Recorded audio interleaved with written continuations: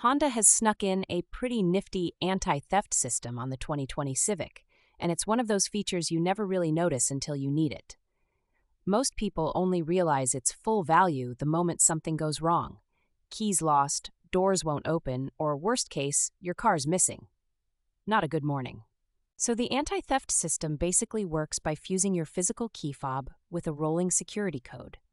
When you press that unlock or start button, the car and the fob are having a quick digital conversation. Are you really you? If the code doesn't match, the engine won't even bother cranking. A lot of folks don't realize nearly 700,000 vehicles were stolen in the U.S. last year, according to the FBI, so these little electronic details genuinely matter. One common pain point? If your fob battery dies, you're suddenly stranded, keys in hand, cars ignoring you, and you're Googling solutions while late for work.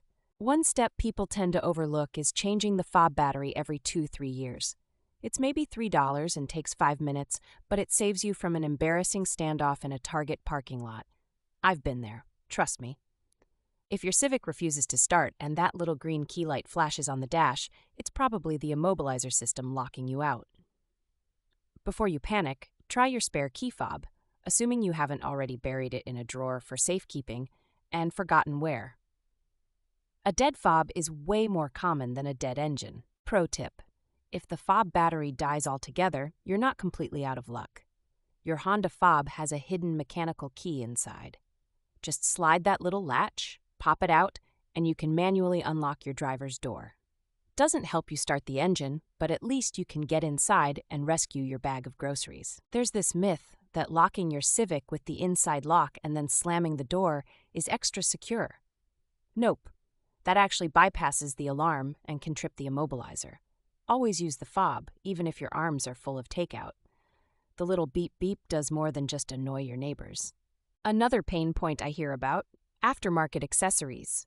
If you install cheap remote starters or alarm systems, they can interfere with Honda's own anti-theft tech. $50 saved turns into a $400 dealer visit because the car refuses to recognize the key. It's always tempting, but compatibility is everything. If you want next-level security, the Civic's anti-theft pairs well with a steering wheel lock or AirTag hidden in the car. Data time. Car recovery rates jump up by 28% when GPS trackers are used. Simple tools, but big returns if someone decides to borrow your ride without asking. One cool feature: if someone tries to break in, the Civic's alarm will blast at 100 plus decibels, about as loud as a leaf blower, and certainly enough to ruin a thief's day. But false alarms from wind or loud trucks can get annoying. Sensitivity settings can be tweaked at the dealer, so you're not waking up the block. Resetting the anti-theft system is straightforward if you get stuck. Unlock the car with the fob, put the key in the ignition, or press the start button, and let it sit for about 10 minutes. Sometimes the system just needs a timeout to forgive your transgressions. If you ever lose all your keys, brace yourself. Honda replacement keys have chips that require special programming, and it's not a quick process. Plan for several days and about $200 to $400 in parts and programming fees. This is one area where redundancy, aka that spare key, saves a world of trouble. Bottom line, Honda's anti-theft isn't just a buzzer and flashy lights. It's a layered electronic wall meant to keep honest people honest and give you a real fighting chance against the bold.